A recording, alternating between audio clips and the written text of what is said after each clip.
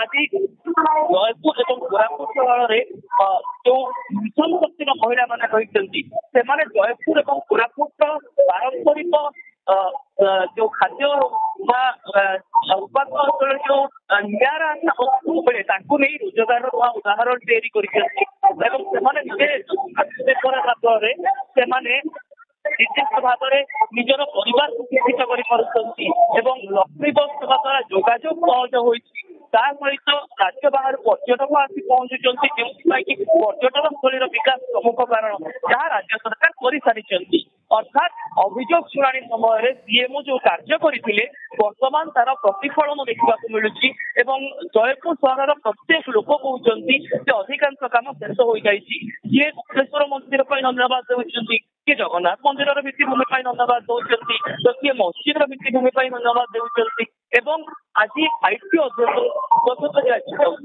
ଏତିକି ବେଳେ ରାଜ୍ୟ ସରକାରଙ୍କର ଉତ୍ତରଦାୟିତ୍ୱ ମଧ୍ୟ ବଢୁଛି କାହିଁକି ନା ଯେତେବେଳେ ଲୋକଙ୍କ ବିଶ୍ୱାସ ଏବଂ ଭରସା ବଢୁଛି ସରକାରଙ୍କ ଉପରେ ଆମ ଓଡିଶା ଦକ୍ଷିଣ ଓଡିଶାଙ୍କ କାର୍ଯ୍ୟଶୈଳୀ ଉପରେ ତେବେ ଠିକ୍ ସେହି ସମୟରେ ଏ ଉତ୍ତରଦାୟିତ୍ୱ ମଧ୍ୟ ସଂକଳ୍ପବଦ୍ଧ ଭାବରେ କେମିତି ଲୋକଙ୍କୁ ଅବଗତ କରାଯିବ ସେ ନେଇ ନିଜେ ବର୍ତ୍ତମାନ ଆଇଟି ଅଧ୍ୟକ୍ଷ ଲୋକଙ୍କ ଗହଣରେ ଅଛନ୍ତି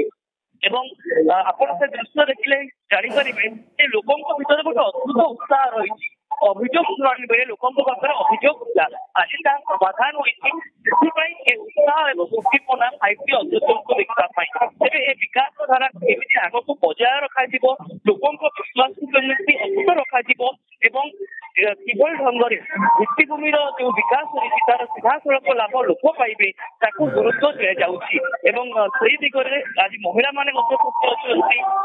ଶିକ୍ଷକ ଶିକ୍ଷୟିତ୍ରୀ ମାନେ ମଧ୍ୟ ଖୁସି ଅଛନ୍ତି ଏବଂ ବିଭିନ୍ନ ଡିଗ୍ରୀ କଲେଜରେ ନିଷ୍ପତ୍ତି ନିଆଯାଇଥିଲା ତାହା ମଧ୍ୟ ବର୍ତ୍ତମାନ ଏକ ପ୍ରମୁଖ ଦିଗ ଭାବରେ ଜୟପୁରବାସୀଙ୍କୁ ପ୍ରଭାବିତ କରୁଛି। ତେଣୁ କିଭଳି ଢଙ୍ଗରେ ବିକାଶ ଧାରା ଆଗକୁ ଅତୁଟ ରହିବ, କିଭଳି ଢଙ୍ଗରେ ପ୍ରଶାସନ ଲୋକଙ୍କ ସହିତ ମିଶି ଏହି ବିକାଶ କାର୍ଯ୍ୟକୁ ଆହୁରି ଆଗକୁ ତ୍ୱରିତ କରିବ ସେ ନେଇ ମଧ୍ୟ ଆଜି ଆଇଟି ଅଧ୍ୟକ୍ଷ ପରାମର୍ଶ ଦେଇପାରନ୍ତି ଏବଂ ନିର୍ଦ୍ଦିଷ୍ଟ ଭାବରେ ଯୋଉ ବିକାଶ ଏଜେଣ୍ଡା ରହିଥିଲା ବିଭିନ୍ନ ବର୍ଗ ବିଭିନ୍ନ ସମୁଦାୟ ଏବଂ ବିଭିନ୍ନ ଅନୁଷ୍ଠାନକୁ ନେଇ ଏହି ବିକାଶ ଆଜି ଲୋକଙ୍କ ବିକାଶ ଭାବରେ ଯୋଡାଯାଇପାରିଛି ଯାହାର ସିଧାସଳଖ ଚିତ୍ର ବର୍ତ୍ତମାନ ସମୟରେ ଆପଣ ଦେଖୁଛନ୍ତି ଏବଂ ଆଇଟି ଅଧ୍ୟକ୍ଷ ଆଉ କିଛି ସମୟ ପରେ ଲୋକଙ୍କ ଉଦ୍ଦେଶ୍ୟରେ ନିଜର ମତାମତ ରଖିବେ। ବିଶେଷ ଭାବରେ ଜୟପୁରବାସୀଙ୍କ ଉଦ୍ଦେଶ୍ୟରେ ଏଠାରେ ସେ ଅଭିଭାଷଣ ରଖିବେ। ପୂର୍ବ କାର୍ଯ୍ୟକ୍ରମରେ କୋରାପୁଟକୁ ଫୋକସ କରାଯାଇଥିଲା ଏବଂ ଏହା ପରବର୍ତ୍ତୀ କାର୍ଯ୍ୟକ୍ରମରେ ଆମେ ଦେଖିବାକୁ ପାଉଛୁ ଯେ ପାଖ ଜିଲ୍ଲାରୁ ମଧ୍ୟ କିଛି ଲୋକ ସ୍ୱଚ୍ଛତା ଦେବା ପାଇଁ ଆସିଛନ୍ତି। ଏ ଜନସମୁଦ୍ର ଶୋଭାପ୍ରକୃତ ତିଆରି ହୋଇଛି କାହିଁକି ନା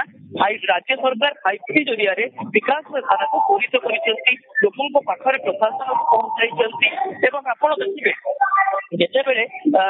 ବର୍ତ୍ତମାନ ଆଇଟି ଅଧ୍ୟକ୍ଷ ଅଫିସର ଥିଲେ ସେତେବେଳେ ମଧ୍ୟ ସିଧାସଳଖ ଲୋକଙ୍କ ପାଖକୁ ଯାଇ ସମସ୍ତେ ଶୁଣିଥିଲେ, ତାଙ୍କ ଆଲୋଚନା କରିଥିଲେ ଏବଂ ଯୋଉ ସମାଧାନର ପ୍ରତିଶ୍ରୁତି ଦେଲେ ତାହା ତୁରନ୍ତ ମଧ୍ୟ କାର୍ଯ୍ୟକାରୀ ହୋଇଥିଲା ଏବଂ ସେହି ଏଜେଣ୍ଡାକୁ ବର୍ତ୍ତମାନ ସମୟରେ ଗୋଟେ ରୋଲ ମଡେଲ ଭାବରେ ଗ୍ରହଣ କରାଯାଇଛି କହିଲେ କିଛି ବିଳମ୍ବ ନାହିଁ ଏବଂ ଆଜି ଧନ୍ୟବାଦର ପର୍ବ ଆମେ ଆଇଟି ଅଧ୍ୟକ୍ଷଙ୍କ କାର୍ଯ୍ୟକ୍ରମରେ ଦେଖିବାକୁ ପାଉଛୁ। ଅଭିଯୋଗ କମ୍ ରହିଛି ଏବଂ ଅଧିକ କୃତଜ୍ଞତା ଆସିଛି କାହିଁକି ନା ଜଳସେଚନ କ୍ଷେତ୍ରରେ ମଧ୍ୟ ଆଜି ଜୟପୁର ଏବଂ କୋରାପୁଟ ଅଞ୍ଚଳରେ ଅନେକ ଯୋଜନା ହାତକୁ ନିଆଯାଇଛି। ମୁଁ ଯାହା କହୁଥିଲି ପୁନଃ ରିଜର୍ଭର ଉପରେ ବ୍ରିଜ ନିର୍ମାଣ ହେବା ଦ୍ୱାରା ଲୋକଙ୍କ ପାଇଁ ସୁବିଧା ହୋଇଛି ଏବଂ ଧାର୍ମିକ ଅନୁଷ୍ଠାନର ବିକାଶ ହେବା ଦ୍ୱାରା ଧାର୍ମିକ ଅନୁଷ୍ଠାନ ଭିତ୍ତିଭୂମି ସୁଦୃଢ ହେବା ଦ୍ୱାରା ସିଧାସଳଖ ଲୋକେ ମଧ୍ୟ ଖୁସି ପ୍ରକାଶ କରୁଛନ୍ତି। ଆଉ ଗୋଟିଏ ଦେଖିବା ଶିକ୍ଷା କ୍ଷେତ୍ରକୁ ଆମେ ଯେତେବେଳେ ଆଲୋଚନା କରୁଛୁ କଲେଜ ଆଜି ବିଶ୍ୱବିଦ୍ୟାଳୟର ମାନ୍ୟତା ପାଇଛି ଏବଂ ଏହା ଦ୍ୱାରା ଗୋଟିଏ କଥା ବର୍ତ୍ତମାନ ସ୍ପଷ୍ଟ ଯେ ଏଠି ଉଚ୍ଚ ଶିକ୍ଷା ପାଇଁ ଆଉ ଯିବାକୁ ପଡିବନି ବରଂ ସେମାନେ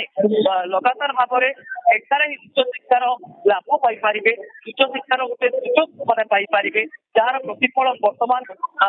ଶିକ୍ଷା ଭିତ୍ତିଭୂମି କ୍ଷେତ୍ରରେ ମଧ୍ୟ ସାମ୍ନାକୁ ଆସିବ ଏବଂ ଯଦି ଦେଖନ୍ତୁ ମେଡିକାଲ ଭିତ୍ତିଭୂମିର ଯଦି କଥା ଦେଖିବେ ମେଡିକାଲ ଭିତ୍ତିଭୂମିର ଉନ୍ନତି ହେବା ଦ୍ୱାରା ବର୍ତ୍ତମାନ ସମୟରେ ଜୟପୁର ଏବଂ କୋରାପୁଟରେ ଲୋକ ଏଠି ସରକାରୀ ସୁବିଧାରେ ତା ଖର୍ଚ୍ଚରେ ମାନର ଚିକିତ୍ସା ସେବା ପାଇପାରୁଛନ୍ତି। ପୂର୍ବରୁ ଗୋଟେ ଟ୍ରେଣ୍ଡ ଆମେ ଦେଖିବାକୁ ପାଉଥିଲୁ ଯେ ଜୟପୁର ଏବଂ କୋରାପୁଟବାସୀ ମୁଖ୍ୟତଃ ଚିକିତ୍ସା ପାଇଁ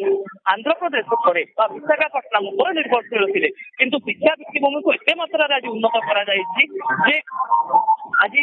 ସ୍ୱାସ୍ଥ୍ୟ ଭିତ୍ତିଭୂମିକୁ କ୍ଷମା କରିବେ ସ୍ୱାସ୍ଥ୍ୟ ଭିତ୍ତିଭୂମିକୁ ଏତେ ମାତ୍ରାରେ ଜୟପୁର ଏବଂ କୋରାପୁଟ ସହରରେ ଉନ୍ନତ କରାଯାଇଛି ଯେ ଜିଲ୍ଲା ବାହାରକୁ ମଧ୍ୟ ଆଜି ଲୋକଙ୍କୁ ବଡ ବଡ ରୋଗର ଚିକିତ୍ସା ପାଇଁ ଯିବାକୁ ଆଉ ପଡୁନାହିଁ ଯେଉଁଥିପାଇଁ ଲୋକ ଆଜି କୃତଜ୍ଞତା ଜ୍ଞାପନ କରୁଛନ୍ତି ଏଭଳି ବିକାଶ ଯଦି ଆମେ ଏଜେଣ୍ଡାକୁ ଦେଖିବା ରାଜ୍ୟ ସରକାର ଯେଉଁ ବିକାଶ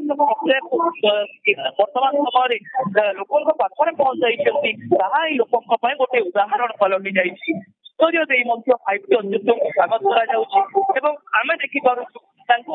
ଉପହାର ମଧ୍ୟ ଦେବା ପାଇଁ ଅନେକ ଲୋକ ଆଜି ହାତରେ ଗିଫ୍ଟ ପ୍ୟାକେଟ ଧରିଛନ୍ତି ଏହା ହିଁ ବୟାନ କରୁଛି ସତ୍ୟ ଯେ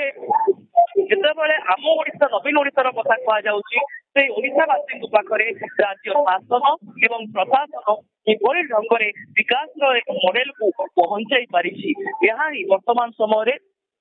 ଗୋଟିଏ ସ୍ପଷ୍ଟ ଚିତ୍ର ଦେଖିବାକୁ ମିଳୁଛି ସତ୍ୟ ଭାବରେ ଇ ହେଉଛି ଲୋକମାନଙ୍କର